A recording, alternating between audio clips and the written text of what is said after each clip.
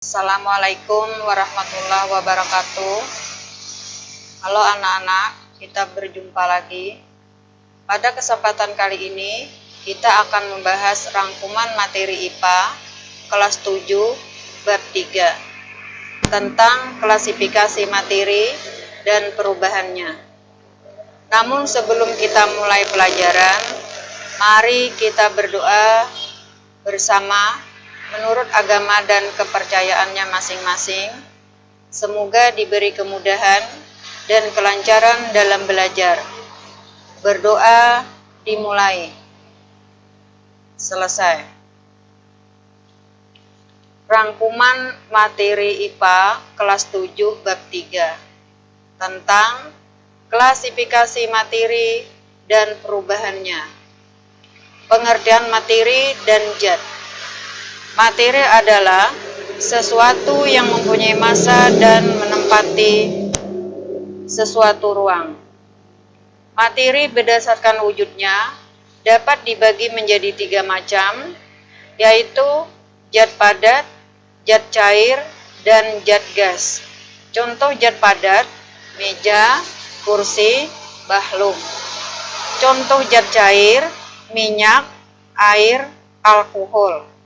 Contoh zat gas: udara, asap, uap air. Sifat-sifat zat. Sifat zat padat mempunyai bentuk dan volume tertentu. Jarak antara partikel zat padat sangat rapat.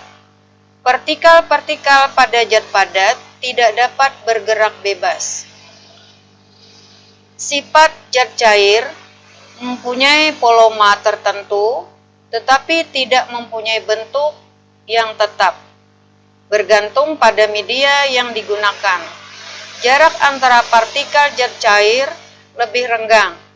Partikel-partikel pada zat cair dapat bergerak bebas, namun terbatas. Sifat zat gas tidak mempunyai volume dan bentuk tertentu. Jarak antara partikel zat gas sangat renggang. Partikel-partikel pada zat gas dapat bergerak bebas. Unsur.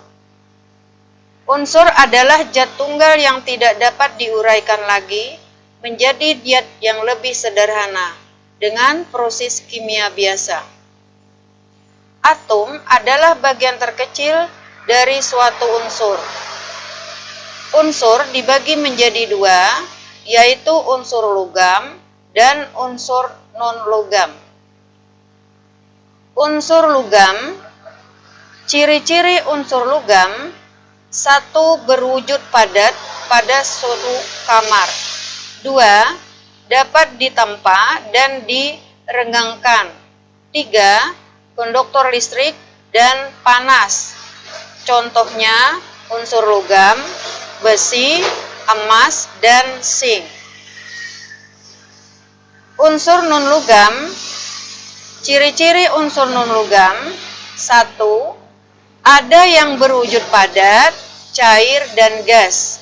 2. Bersifat rapuh dan tidak dapat ditempa.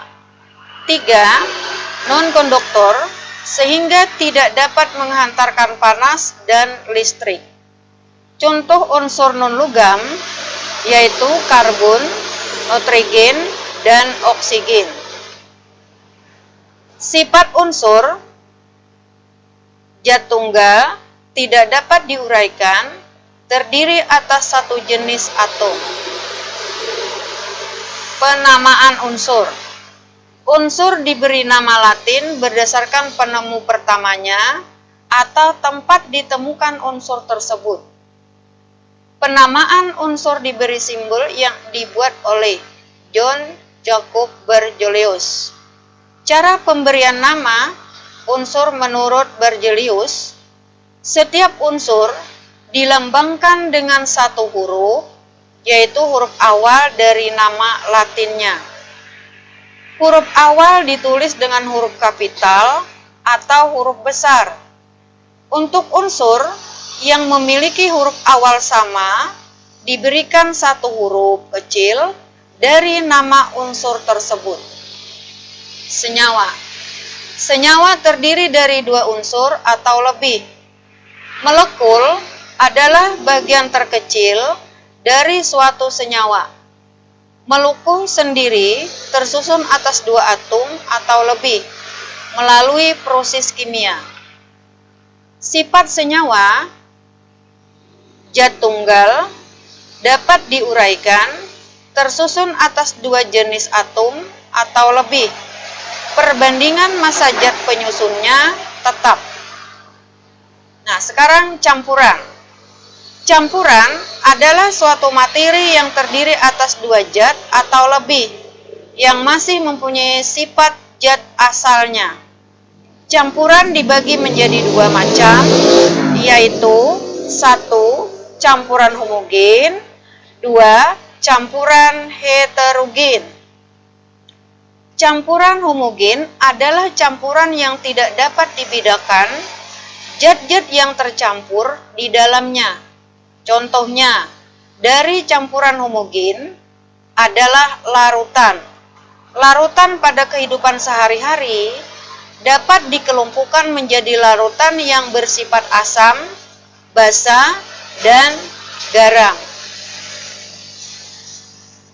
Ciri-ciri larutan asam, rasanya masam, dapat menimbulkan korosi, mengubah lakmus biru menjadi merah, memiliki pH kurang dari 7. Ciri-ciri larutan basa, rasanya agak pahit, terasa licin pada kulit, mengubah lakmus merah menjadi biru, memiliki pH lebih dari 7. Garam, senyawa garam terbentuk dari reaksi netralisasi. Reaksi netralisasi tersebut merupakan percampuran asam dan basa. Campuran heterogen adalah campuran yang tidak dapat tercampur sempurna satu sama lain. Sifat campuran dapat diuraikan tersusun atas 2 jenis atom atau molekul atau lebih. Perbandingan massa zat penyusunnya tidak tetap. Cara memisahkan campuran, ada 5 cara memisahkan campuran, yaitu filtrasi, sentrifugasi, distilasasi, kromatografi, dan sublimasi.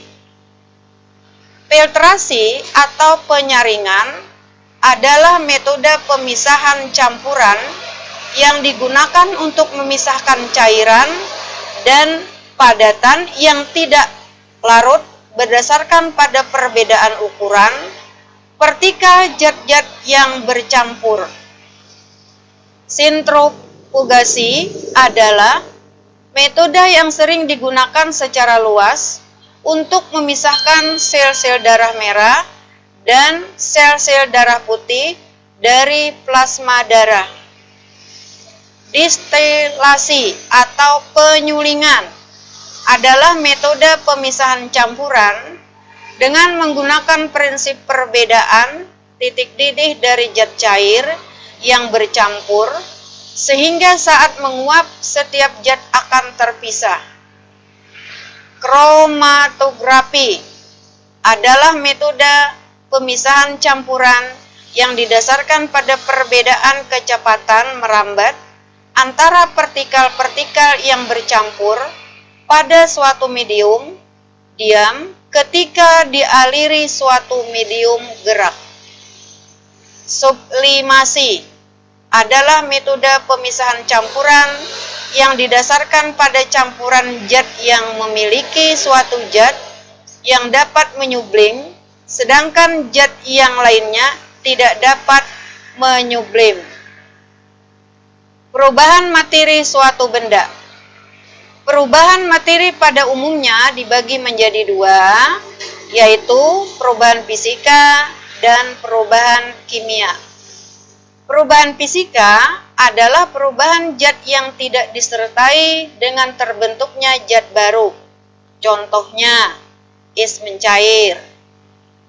Sedangkan perubahan kimia adalah perubahan zat yang dapat menghasilkan atau membentuk zat baru dengan sifat kimia yang berbeda dan dengan zat asalnya. Contohnya, kayu dibakar menjadi arang. Ciri-ciri perubahan kimia adalah terbentuknya zat baru, terbentuknya gas, terbentuknya endapan, terjadinya perubahan warna, dan terjadinya perubahan suhu. Terima kasih telah menyimak video pembelajaran ini hingga selesai. Semoga bermanfaat untuk kita semua. Bye-bye. Salam sehat. Assalamualaikum warahmatullahi wabarakatuh.